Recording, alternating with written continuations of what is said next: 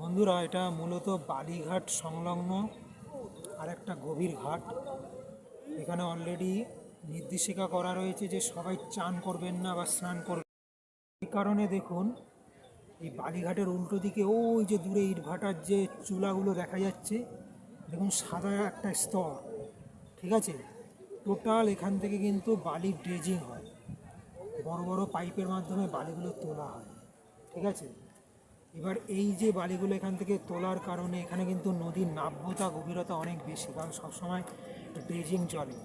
অন্য সময় আসলে আমি কিন্তু আপনাদের দেখাতে পারতাম যে বড় বড় বার্জের সাহায্যে কীভাবে বালি তোলা হয়, প্রসেস কেমন চলছে। সবসময় সুযোগ হয় না বা থাকে না।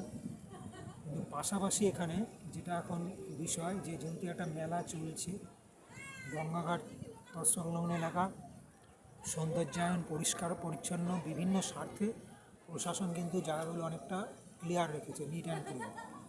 সেই কারণে কিন্তু এখন ওই বার্জ বা বড় বড় যেগুলো বালি তোলার যে বিভিন্ন ধরনের